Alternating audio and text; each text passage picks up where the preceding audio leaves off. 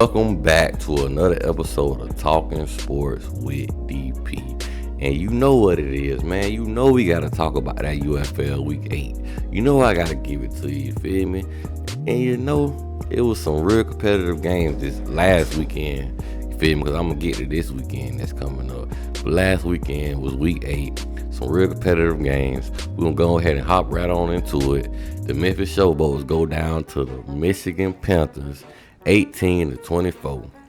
It was a real competitive bat, man. These guys was going at it. It was a real interesting football game. It ain't gonna put you to sleep because they was making plays left and right for the most part. But passing leaders for the Memphis Showboats, my boy Case Cookies,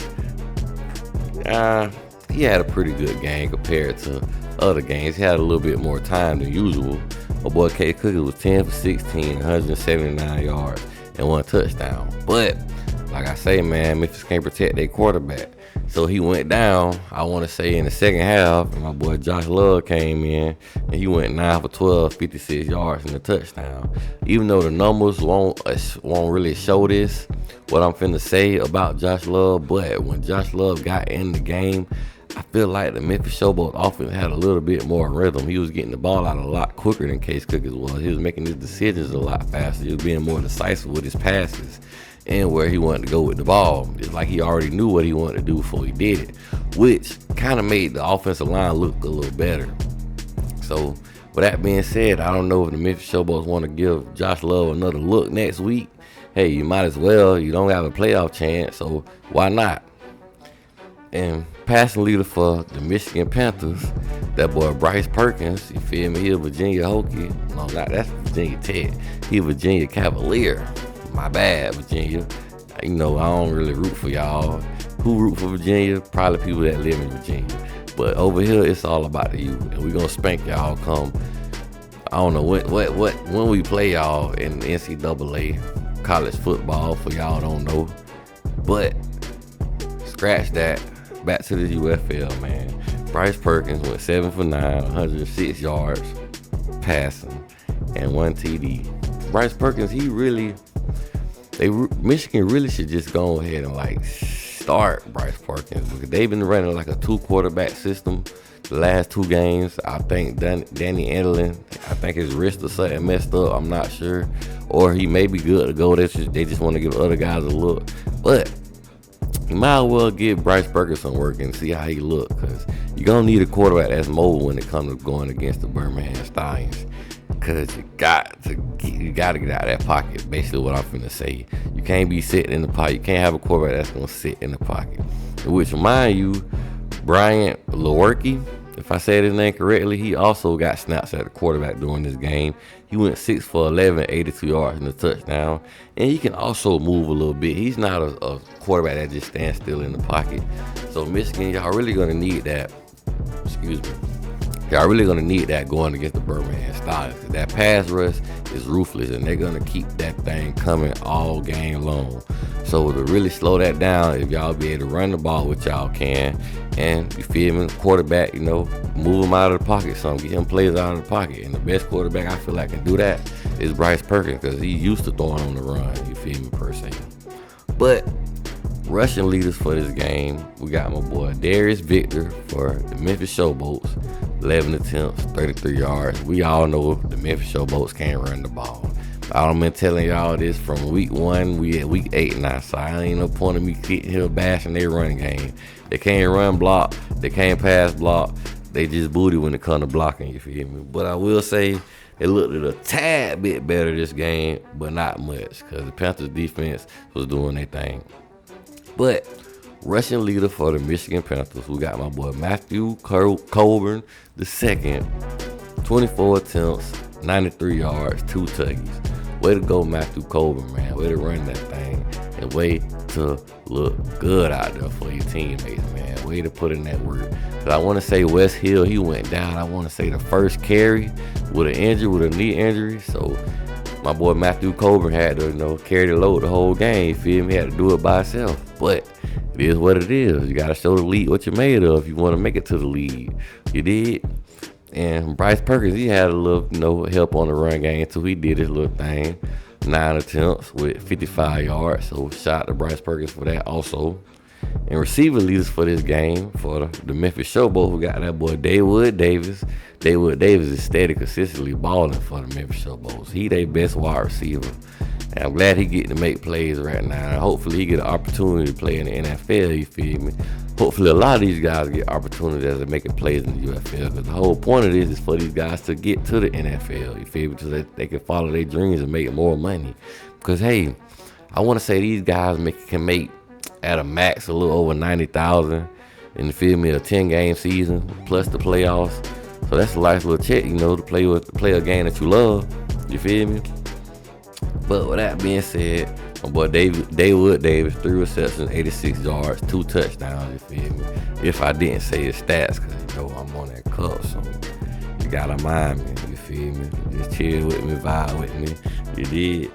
And my boy Sage Surratt had 5 receptions and 55 yards for the Memphis Showboats. Now, for the Michigan Panthers receiving leader, we got my boy Devin Gray with 6 receptions, 84 yards, and a tuggy. So shout out to the Michigan Panthers, man. Shout out to the Memphis Showboats for getting that butt whooped again and showing your true colors. Because I already know you guys was going to fail. It was sad to say I was rooting for y'all at the beginning of the season, but then I kept seeing y'all take an L after L after L after L. I'm not a pain freak. You feel me? I don't have a built-in, you feel me, bond with the team yet anyway. The reason I was rooting for y'all, because, you know, I'm a fan of Case Cookies. But y'all got Case Cookies looking booty out there because y'all can't block for him. And sometimes he do hold on the ball for a long time, too, to the rest of the team defense. But with that being said, we got the defensive leaders, mostly tackle. We got my boy Lamont McFadder, number 23 free safety, had 10 tackles on the day for the Memphis Showboats. And also for the Memphis Showboats, we got my boy Anthony Butler, number 50 linebacker, had 7 tackles on the day. And then defensive leaders for the Michigan Panthers, I got my boy Sheen Mahone, 6 tackles, 1 sack, and a tackle for loss, number 29.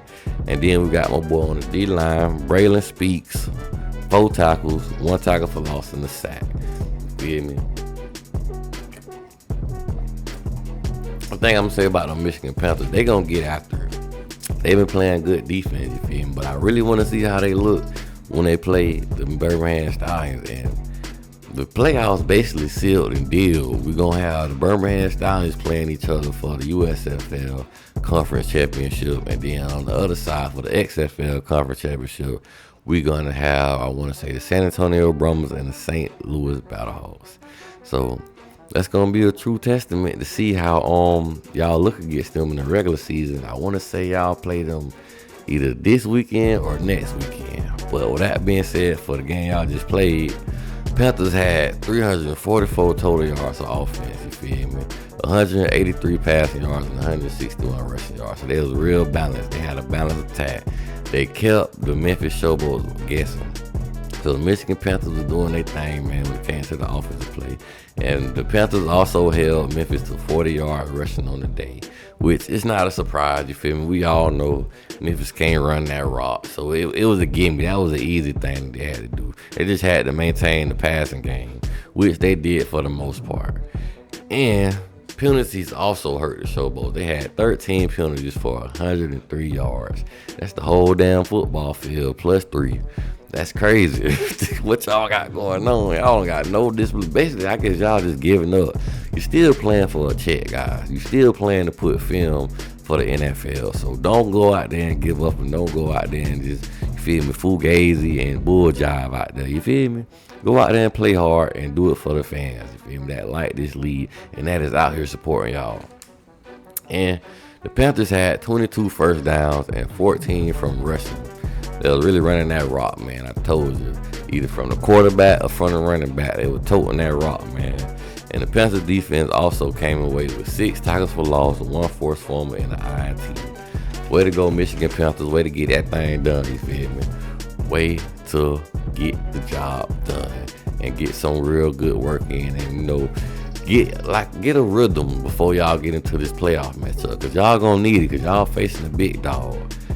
Like I said before, like I was talking about a little earlier, I can't wait to see the regular season matchup with y'all when y'all play the Birmingham Stallions. It's gonna be real interesting. But with that being said, let's get to our next game. The Birmingham Stallions take down the Houston Roughnecks 35-28. This was an interesting game too, and it's surprising. Because the Roughnecks only won one game all year. So it surprises me for a simple fact. It was a competitive game. 35-28. You feel me? Mind you, I want to say Birmingham did have the lead majority of the whole game. I don't think the Houston Roughnecks tied it or took the lead. They probably tied it in the beginning, I think, if I can recall. I watched all the game. I can't necessarily exactly remember. But I know for the most part, the Stallions, they was up by a touchdown or 10 points, you feel me? For the most part. But passing leaders, we got my boy Reed Sennett for the Houston Roughnecks, went 6 for 13, 99 yards and a touchdown. And also, they did a little 2-quarterback system this week. Nolan Henderson, 9 for 14, 97 yards. But what I want to say about Nolan Henderson, his rushing attack really helped the Houston Roughnecks throw and keep the Birmingham Stallions off balance. Because he had 9 attempts, 34 yards, and a rushing touchdown when it comes to the running game, you feel me, for Nolan Henderson. Nolan Henderson really, really looked good out there, you feel me. I would say Roughnecks keep the 2-quarterback system if you're going to do that, which I hate that. I don't like that, you feel me. I'd rather you just stick with 1 quarterback. But if it works, I guess it works. Because Reed Sennett is a lot better when it comes to passing the ball than Nolan Henderson. But Nolan Henderson was really moving the ball when it came to his feet. And he got critical first downs on third downs for y'all. And it would help also Mark Thompson when he was running that rock. But passing leaders for the Birmingham Stallions, we got my boy Adrian Martinez, 19 for 31, 173 yards, and 3 touchdowns. That boy Adrian Martinez is the MVP for this league. You might as well go ahead and crown him. I'm saying it now. I'm calling it now. Ain't nobody playing better than him. He is standing out in this league. Hopefully he get him a chance to get on the NFL roster next year also. Would like to see him play in the NFL. Maybe we shall see though one day in the future. But rush leaders for this game for the Houston Roughnecks. We got that boy Mark Thompson, that Florida Gator. We coming for y'all August 31st. That boy Mark Thompson had 11 attempts, 54 yards, and 2 touchdowns. Way to run that rock, Mark Thompson. He had, I want to say he broke, one of his runs he broke for like 30 yards per se. If I want to be correct, I think it was a 30-yard break. And this man went one side of the field, crossed to the other, you feel me? Outran the whole defense. And I want to say Justin Hall gave him a key block to break him free. And rushing leaders for the Birmingham Stallions, got my boy Ricky Person Jr., 15 attempts, 63 yards. And you know, Adrian Martinez gonna be on the rushing stat also with 6 attempts, 44 yards, and 2 touchdowns. That man had 3 through the air, 2 on the ground. Adrian Martinez do it all, you feel me? If you're rocking with the Birmingham Stallions, you're rocking with some winners. Because that's all them boys know how to do. They know how to get the job done. But receiving leaders, we got Kiki Kism for the Houston Roughnecks with 7 receptions, 80 yards. And my boy Justin Hall with 4 receptions and 73 yards. Receiving leaders for the Birmingham Stallions. Now this look kind of crazy, but I'm gonna tell y'all why it look kind of crazy. Deion Kane, 4 receptions, 29 yards and a touchdown. Amari Rogers, 2 receptions, 16 yards and a touchdown. The reason it look crazy because 10 different receivers caught passes in this game. 10. Everybody was able to get to touch that rock. That man was spreading that thing out like, you know, that butter spread, you feel me? I can't believe it's not butter, you feel me? That boy Adrian Martinez was letting everybody get a catch. He wasn't playing, he wasn't being selfish with the rock. But defensive leaders for this game, for the Houston Roughnecks, we got Markel Roby with 10 tackles, 1 PBU, free safety number 31, and Donnell Rutledge Jr. with 8 tackles, 1 tackle for loss, 1 interception, 1 PBU number 38 for the Houston Roughnecks. And for the Birmingham Stallions defensive leaders, we got that boy Damon Lord, number 51, linebacker, had 8 tackles, and that boy AJ Thompson, number 32, he a safety, 5 tackles, 1 interception, and 1 PBU. Man, the defense, honestly, both defenses was giving up plays. You feel me? They was giving up stats. Both defense gave up 300 yards apiece. You feel me? Both teams had 300. I want to say the Stallions had 322 yards of total offense, and the Houston Roughnecks had 311 total yards of offense. And this the first time this year, besides the close game they had against the St. Louis Battlehawks, that I seen somebody like really go back and forth with the Birmingham Stallions. Mind you, the Houston Roughnecks had some costly mistakes that really lost them the game. I want to say it was in the fourth quarter when they drove the ball. I want to they did get in the red zone, and the quarterback fumbled the snap. Mind you, he never really got the snap. It was a bad snap altogether.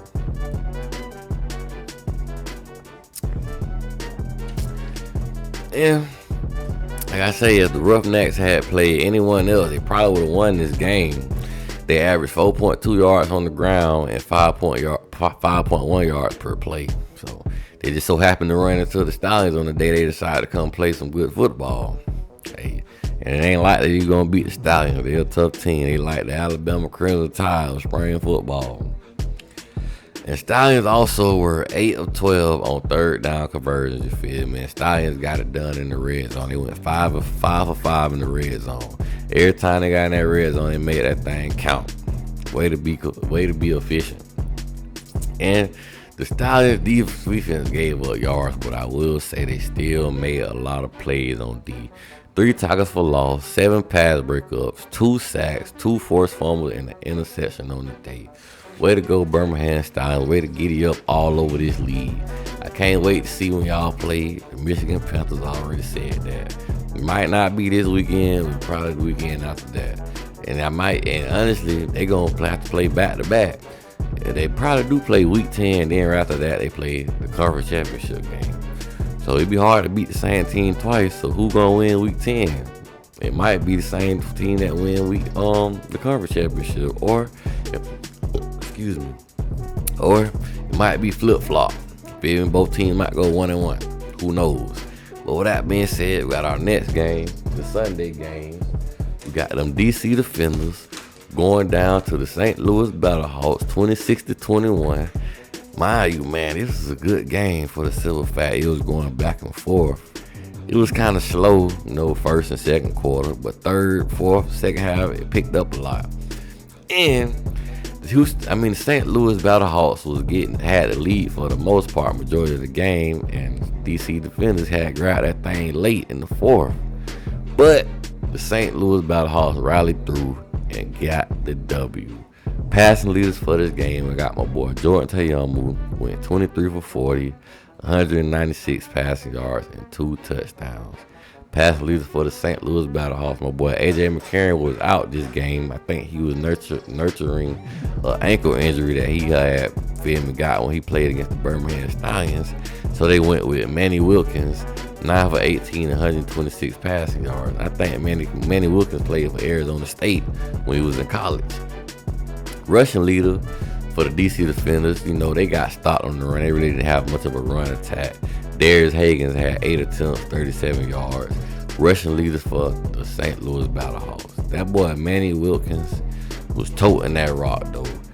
12 attempts, 79 yards, you feel me? Mind you, the passing game, he was kind of mediocre. Really, I can't really say mediocre. That wasn't a good day. 9 for 18, 126 passing yards. But he made up for it on the run. He was running that thing and he was breaking it every which way. They couldn't contain him in the pocket.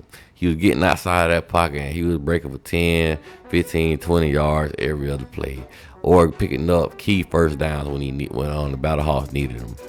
And Wayne Gallman II, 9 attempts, 35 yards, and 2 touchdowns. Wayne Gallman was out there doing everything. I think he had a few fumble recoveries when he was on special teams, tackles, running touchdowns, making passes, catching the ball. He was doing it all, you feel me? Shout out to Wayne Gallman. Way the ball, young man. The receiving leaders for the DC Defenders, we got that boy Ty Scott with 6 receptions, 69 yards, and a touchdown. And Alex Ellis with 4 receptions, 58 yards and a touchdown. And like I say, the passing game for the St. Louis Battlehawks was really not in rhythm, you feel me? They was out of sync. AJ McCarron was very missed. But Hakeem Butler had 3 receptions and 39 yards on the day. Defensive leaders, though, for this game, for the DC Defenders, got that boy Anthony Hines III with 7 tackles, linebacker number 57, and Isaiah Johnson, number 32, with 5 tackles, 1 sack, 1 tackle for loss, and 1 PBU on the day. Defensive leaders for the St. Louis Battlehawks, we got that boy Quantario Cole, free safety number 32, with 8 tackles, 1 interception, 1 PBU, and 1 forced fumble. Quantario Cole was out there in his bag again. He done made this list a few times. I almost said liquor. Let me stop. But he done made this list a few times, you feel me? The man been balling all year. I feel like he gonna end up getting him an NFL contract at the end of the season. Might. Hopefully, you feel me? I hope a lot of these guys do. And Mike Rose, number 27, middle linebacker. Oh, I had a drink on that.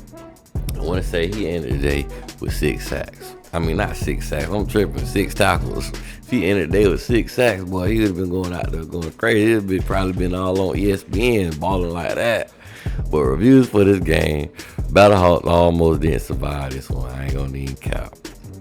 They almost didn't survive this one. You know, total offense, you feel me? They got outgained.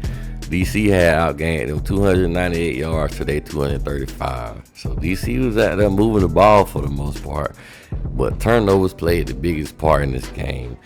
The Battlehawks came away with 2 key interceptions to get them the ball back and score on. I want to say they scored off of one of the interceptions that they had got. You feel me? When they did that thing. So shout out to the Battlehawks, but boy, this was looking real spooky. AJ McCarron was really missed. We got to get AJ McCarron back. Because Manny Wilkins, his legs was nice, but they need you to air that thing out too, because the Battlehawks is a passing team. They like to, get their wide receivers involved. And really, the way the passing game looked in this game was a shell of itself. A shell of its normal self. That's how you say that, you feel me? I'm trying to use these analogies and I'm so country, I be messing it up, but it is what it is. You know what that cup about. And the Battlehawks controlled the time of possession, though. They had the ball for 31 minutes and 41 seconds in this game. Averaged 4.5 yards per rush and finished the day with 142 rushing yards as a team. So, like I say, you feel majority of the games, the teams who are able to run the ball more efficient usually win the game. But some games, you feel me, they just be airing that thing out and slinging that thing the whole time. Because nobody can really get their run game started. Like this game I'm finna talk about next. And that is the Arlington Renegades and the San Antonio Brahmas. The San Antonio Brahmas defeat the Arlington Renegades 20-15. Now this game right here, it was exciting plays from the jump because them boys were going back and forth with the passing game. But we did have some quarters where the defense stepped up and made it lag a little bit. But when it was some plays, they were some big plays. I can't even deny. That boy Luis Perez for Arlington Renegades was 22 for 33 with 209 passing yards and 2 touchdowns. Luis Perez, like I say each and every week, the man come out here and play and do his job. But his defense rarely come through for him. That's really the problem for the Arlington Renegades. The defense is trash. Mainly the secondary. The secondary can't stop nobody. Secondary been getting cooked all season. And what I mean by cooked, my boy Quentin Dormany, I don't know if it was just the Arlington Renegades secondary trash, you just found your bag again. Cause this the Quentin Dormany I seen when you was on the Orlando Guardians. Quentin Dormany was 17 for 25. This is the San Antonio Brahmas quarterback, by the way. Quentin Dormany was 17 for 25, 320 yards passing, and 2 touchdowns. I told you. But what I will say, like 2 of his plays, he threw it to the running back about 5-10 yards, and he took that thing for 80, 70, broke that thing to the house. You feel me? But rushing leader, Davion Smith for the Arlington Renegades with 10 attempts, 38 yards. Back to that not being able to run the ball stuff. But like I say, they was airing it out this game, so I ain't gonna give them too much hack or too much slack, you feel me, for not running the ball this game. But maybe it would have helped you, Arlington, because y'all was in the game for the most part. You could have, came back and tied it up, sent the thing to overtime, or even won. But couldn't get enough. Couldn't get enough out of the rest of your teammates. My boy Luis Perez. But the rest of the leaders for San Antonio Brumers, I got my boy John Lovett, 11 attempts, 37 yards. Yeah, I know. These boys weren't running it. They can't run no damn well. But like I said, I ain't gonna give them too much because they were slinging that thing. They were throwing the rock all over the field. No Diddy. I gotta start saying no Diddy after this. Diddy don't mess it up for everybody. Can't even talk regular no more. You feel me? And I ain't really too much with all that stuff because I don't really care, but you gotta do it. Gotta throw that no Diddy in there when you say something wild. But mind you, I'm just vibing. You feel me? But anyway, back to the stat leader. We got receiving leaders for the Arlington Renegades. We got my boy Sal Cannella with 9 receptions, 87 yards and a touchdown, and Tyler Voggins with 6 receptions and 75 yards. And receiving leaders for the San Antonio Brumers, we got that boy Coley Latimer with 6 receptions, 116 yards, and Anthony McFarland, this is the running back, with 3 receptions, 118 yards, and 2 touchdowns. I'm talking about the man getting out 10-yard passes, taking them things to the house, 87 yards. It ain't matter. He was finna break. The man, I ain't realize how fast he was. And if you don't know him, he played for the Pittsburgh Steelers at one point. And defensive leaders, oh man, I'm here young and stuff. I'm wild. Ooh. Defensive leaders for the Arlington Renegades, we got that boy Story Jackson with 9 tackles, 1 tackle for loss, number 16.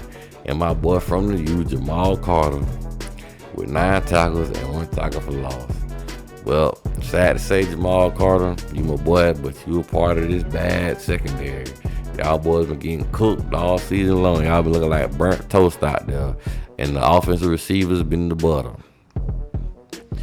But defensive leader for the San Antonio Brumers, that boy Mr. Tackling Machine, Jordan Mosley, with 9 tackles on the day.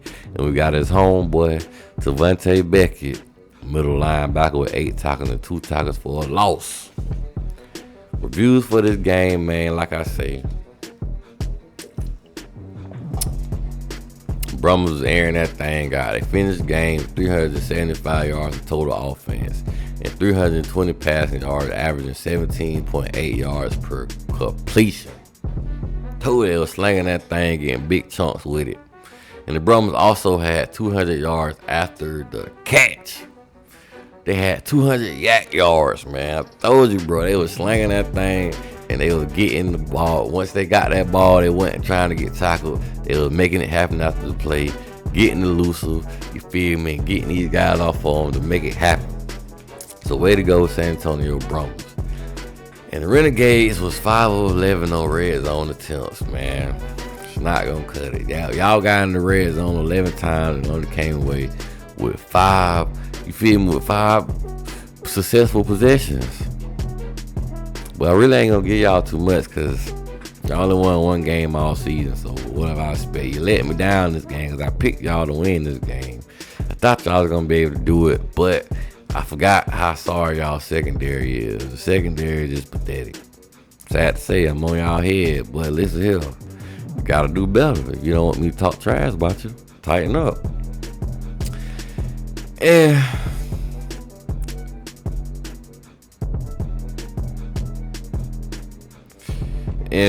you know, the Renegade, they couldn't find no run game.